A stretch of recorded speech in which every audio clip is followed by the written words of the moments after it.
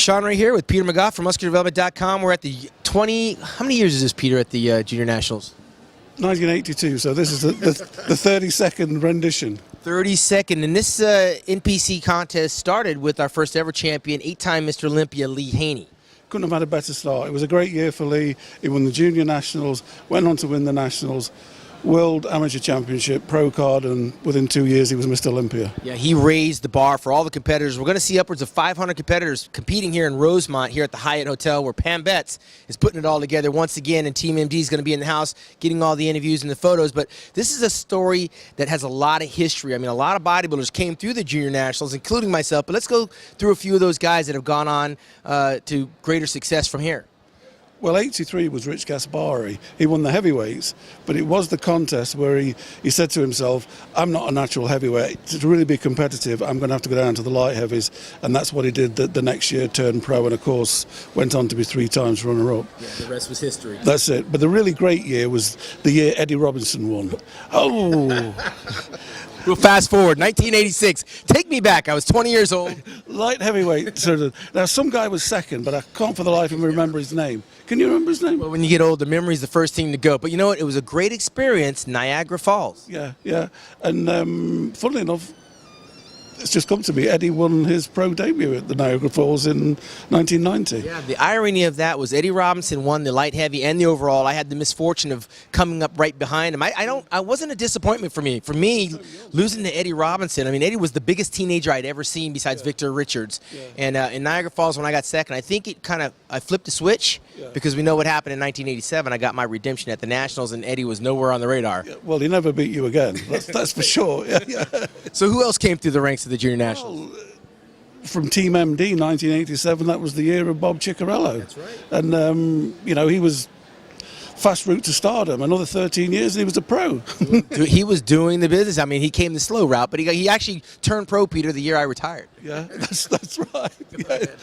And then what we have, 1988, Porter Cottrell. He won the light heavies. 1990, strange year. Second heavyweight was Flex Wheeler, beaten by Robert Rothrock, wow, who never competed again. Yeah, you want to talk about an unknown that took out a young Flex Wheeler, because in 1990, I believe, Flex had already come off of winning the Mr. California. Yeah, I mean, he was a red-hot property, and, you know, we don't know what happened to Robert. If you're out there, Robert, let us know what happened. Where are they now? Yeah. Who else came through the ranks? Well, 1991, what a year that was in the heavyweights. Paul DeMeo first, Kevin Leveroni second. Wow, you know, that was a very busy year in 1991, because that's also the year the Shadow came out of hiding to get first runner-up at the Mr. Olympia in Orlando, and I wound up winning the Arnold Classic that year. That's right. And I mean, the Junior Nationals, I mean, it wasn't in Chicago in those days. It's the 13th consecutive time it's been here under Pam Betts. Tony Freeman came through in 93. He didn't win the overall, but he won the heavyweights. Kevin English was the middleweight in 1998 who won the overall. Yeah, our 3-time 202 Olympia champion. And of course then, probably the best junior national champion ever, apart from Haney, would be Phil Heath in 2005, who came from nowhere. Yeah, Phil Heath came from nowhere in 2005, won the Shawn Classic in 06, and of course the rest was history. Yeah. Now a 2-time Mr. Olympia champion.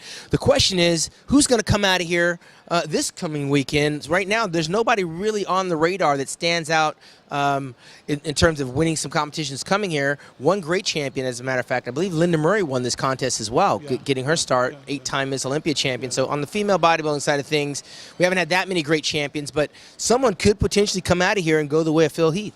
Yeah, I mean, Phil Heath, I mean, we were in the internet age then, so we had a couple of weeks of some shots being shown, but nobody was by any means certain, and he just wowed everybody. You know, it just like, this was a different class. Yeah, came off the Junior Nationals to win the overall USA title, and of course went into Mr. Olympia infamy as the 13th Mr. Olympia champion. And tomorrow night we're going to get things started off, actually with the prejudging.